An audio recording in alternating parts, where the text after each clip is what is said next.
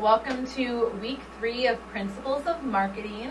I want to again just take some time to recap where we were last week and then just give a brief overview of our objectives for week 3 and how this ties into our overall goals for the course.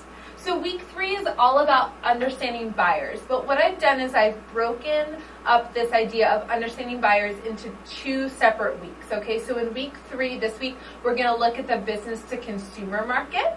And then next week in week 4, we're going to look at the business to business market. Okay, so when we understand consumers, when we talk about understanding consumers this week, we're talking about end consumers, okay?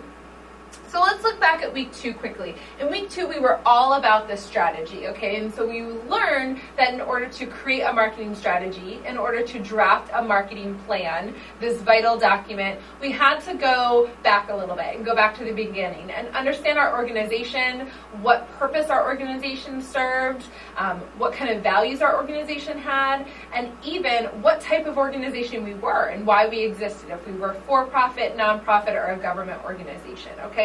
So this week we want to go to the other side of the marketing equation. So last week we were talking very much about our company, our organization, and now what we want to do is we want to talk about the customer. We want to talk about the person on the other side of this value exchange. And so we want to become better marketing professionals this week by understanding how consumers make purchasing decisions, okay? So we want to understand the decision-making process and then also dive into these psychological and these cultural influences that impact the decisions that customers make.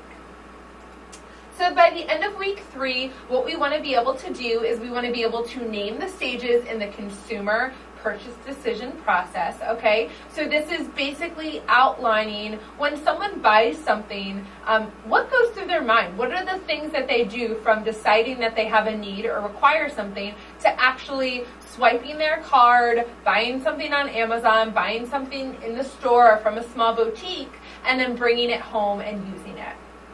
We also want to explain the difference between extended, limited, and routine problem solving, okay? So what we know is that not every product is purchased in the same way, okay? So when you're going to buy a car for $25,000, you don't purchase it the same way that you buy your toothpaste from the grocery store, okay? So we want to look at those different types of problem solving and how they differ from product to product.